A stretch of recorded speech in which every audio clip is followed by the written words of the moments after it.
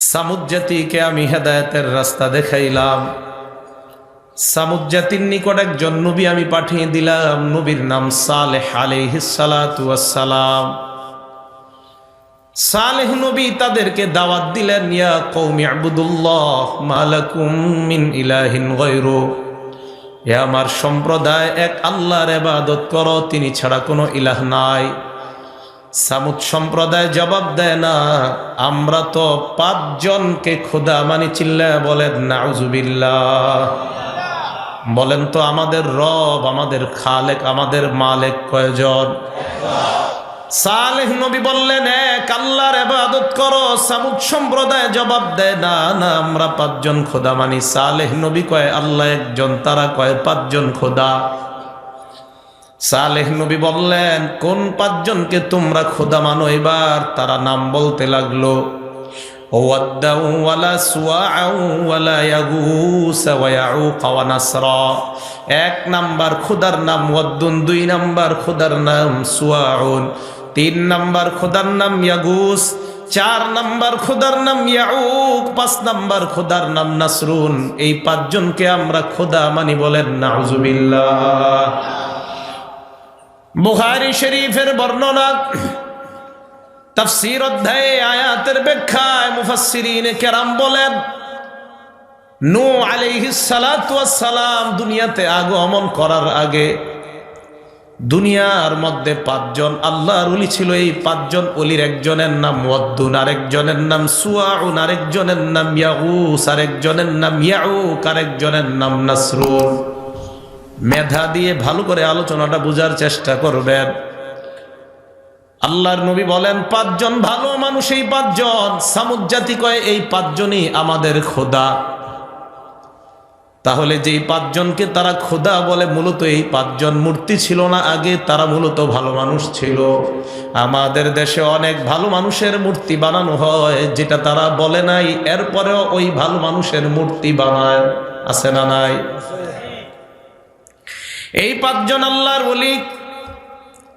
এই ওলিরা যখন দুনিয়ার মধ্যে আছে, মানুষ ইবাদতের মধ্যে মজা পায়, ইবাদত করে, ইবাদতে বড় আনন্দ পায়।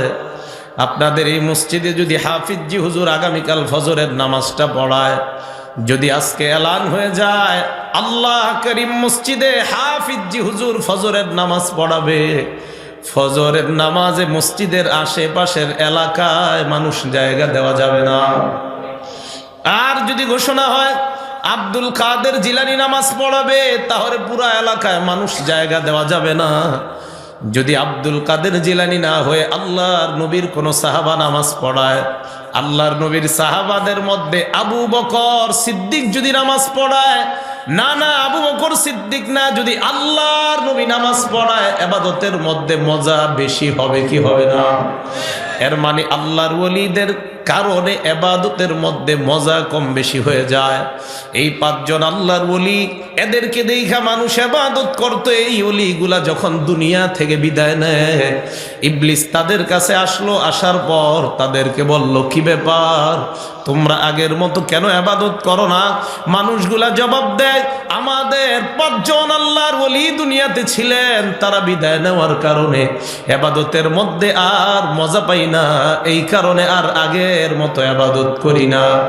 ইবলিস তাদেরকে বুদ্ধি দিল, ইনসিবু লাহুম আনসাবান ফি মাজালিসিহিম আল্লাতী কানু ইয়াজলিসুনা।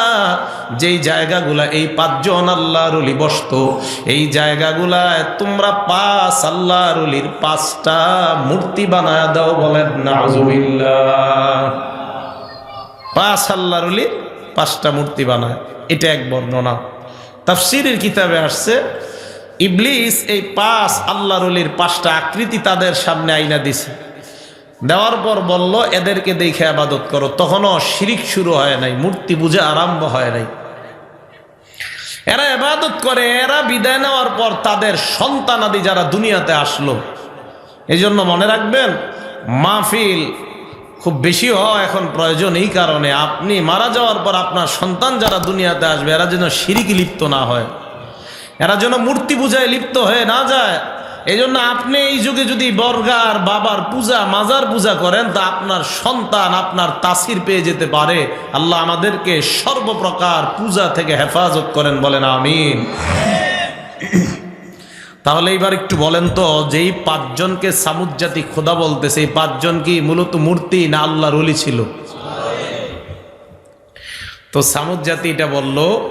ইবলিস তাদেরকে এই কথা বলার পর পরবর্তী জেনারেশন আসার পর এরাও এবাদত করে এই পাঁচ মূর্তি দেখা, কিন্তু এবাদতটা করে আল্লাহর, বাকি ভালো লাগে যে আহারে এরা আমাদের ওলি ছিল।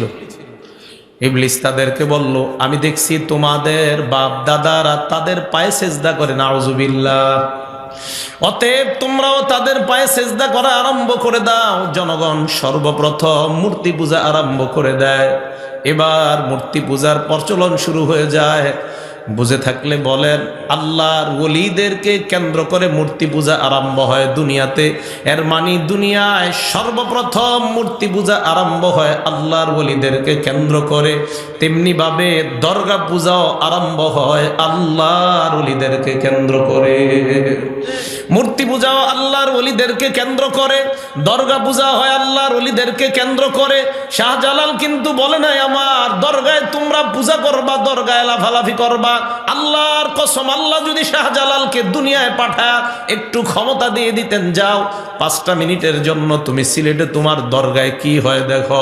হযরত শাহজালাল যদি কবর থেকে বের হইতেন, হওয়ার পর যদি তাকা দেখতেন এত অপকর্ম হয়, শাহজালাল বলতেন, আমি ইয়ামান দেশ থেকে তোমাদের বাংলাদেশে আসলাম শিরিক খতম করার জন্য, এখন দেখি তোমরাই শিরিকের মধ্যে লিপ্ত। শাহজালাল সর্বপ্রথম জুতা দিয়া তাদেরকে বাইরেয়া ওই মাজার ছাড়া করতে। আল্লাহর ওলিদেরকে কেন্দ্র করেই মূর্তি পূজা, দরগা পূজা, এটা খুব ভালো করে বুঝবেন। হিন্দু ধর্মে করে দুর্গা পূজা, এই দুর্গা পূজার কথাও হিন্দু ধর্মের কোনো কিতাবে নাই। 4টা কিতাব, অথর্ববেদ, যজুর্বেদ, সাম্যবেদ, ঋগ্বেদ, 4টা হিন্দুদের প্রধান 4 কিতাবের মধ্যে স্পষ্ট লেখা আছে, একম ব্রহ্মা দৈত্য নাহিনা নাস্তি কিঞ্চান। আল্লাহ একজন, ইবাদত করো একজনের, একজন ছাড়া কোনো খালিক নাই, কোনো ব্রহ্মা নাই, কোনো স্রষ্টা নাই, একজনের ইবাদত করো। ঋগ্বেদের মধ্যেও লেখা একম এবং অদ্বৈতম, আল্লাহ এক, দ্বিতীয় আর কেউ নাই। অতএব তোমরা এক খালেক, এক স্রষ্টার ইবাদত করো। এর মানে হিন্দু ধর্মের কিতাবেও বলে স্রষ্টা মানো একজনকে, কিন্তু দেখা যায় তারা মানে হাজার হাজার দুর্গা। বুঝা না, না বুঝার কারণ এটা।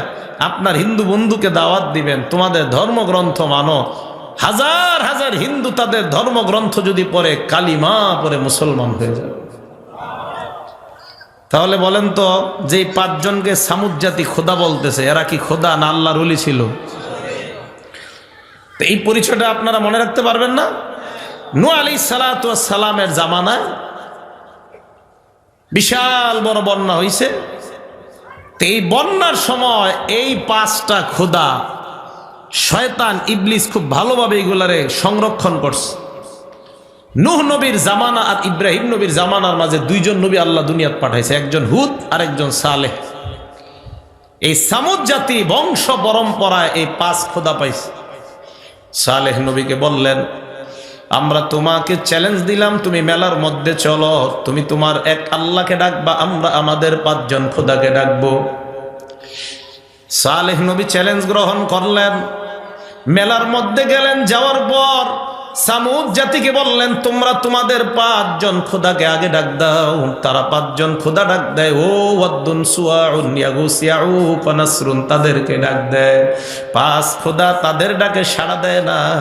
এবার সামুদ জাতি বলল, সালেহ পয়গম্বর, তুমি তোমার এক আল্লাহর কাছে তুমি বলো, আল্লাহ যদি তোমার চাহিদা পূরণ করে দেয়, আমরা সবাই দলে দলে তোমার দলে প্রবেশ করার ওয়াদা করলাম।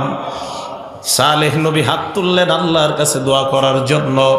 যেই মাত্র দোয়া করবে আল্লাহ, সামুদ জাতি আইসা কয়ে, সালেহ পয়গম্বর, তুমি দোয়া করলে হবে না, আমাদের আমাদের চাহিদা আল্লাহর কাছে বলো, আল্লাহ যদি আমাদের চাহিদা পূরণ করতে পারে তাহলে আমরা বুঝবো আল্লাহ একজন আছে। সালেহ নবী বললেন, বলো তোমরা কি বলতে চাও? সামুদ জাতি কয়, আল্লাহকে বলো, আইয়ুরিয়ানা নাকাতান মিন হাযাল জাবালিল্লাযী উদিআত মিনাস সখরা, এই যে একটা পাহাড় দেখা যায়, যে পাহাড়টা পাথর দিয়ে তৈরি করা, আল্লাহকে বলো এই পাহাড়ের ভিতর থেকে জ্যান্ত মহিলা একটা উটনি আমাদেরকে বের করার জন্য বলো। এবার আপনারা বলেন, পাহাড়ের ভিতরে কি উট থাকে? আপনারা না যেভাবে বলছেন মনে হয় এই এলাকায় থাকে। আরে পাহাড়ের ভিতরে কি উট থাকে? তো এটা আগের এরকম জোরে বলতে পারলেন না? আসতে বলার অর্থ তো এরকম হয় যে হয়তো আমার তো জানা নাই, গাজীপুর থাকতে পারে, যে থাকে বলেন, সমস্যা নাই। পাহাড়ের ভিতর বলতে আবার পাহাড়ের আশেপাশে না, অর্থাৎ যে পাহাড়টা তৈরি এটার ভিতরে। তো সালেহ নবী আল্লাহর কাছে দোয়া করবে, আল্লাহ আপনি এই পাথরের ভিতর থেকে একটা উটনি বের করে দেন। যেই মাত্র দোয়া করবে, সামুদ সম্প্রদায় এসে কয়, না না এই দোয়া করলে হবে না। কয় কেন? কয় যদি আগে থেকে থাকে ভিতরে। আল কামিল ফি তারিখের মধ্যে আল্লামা ইবনুল আসির রহমতুল্লাহি আলাইহি লম্বা আলোচনা আছে। তো বলো, কি বলবো তোমরা বলো।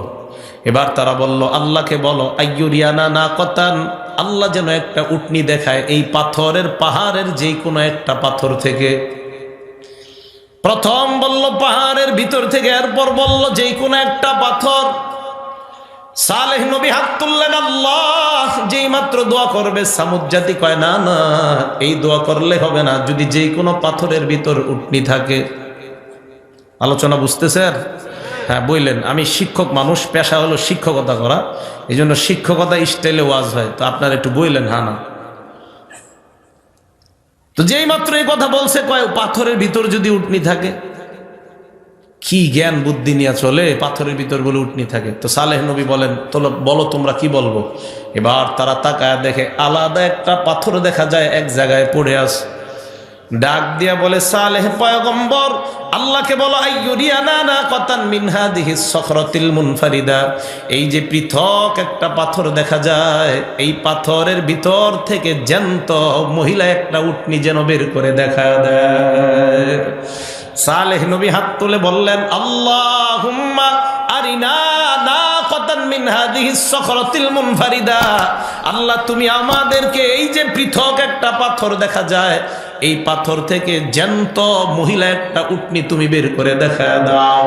যেই মাত্র সালেহ নবী দোয়া করতে লাগলেন, তারা পাথরের দিকে তাকায়, পাথরের দিকে তাকায় দেখে তাতামাখাজু কামা তাতামাখাজুল হামেলা, গর্ভবতী নারীর পেটে বাচ্চা আসলে পেটটা যেমন বড় হয়ে যায়, তাকায় দেখে পাথরের পেট আল্লাহ কুদরতি ভাবে বড় বানায় দেয়। সব ক্ষমতার মালিক কে?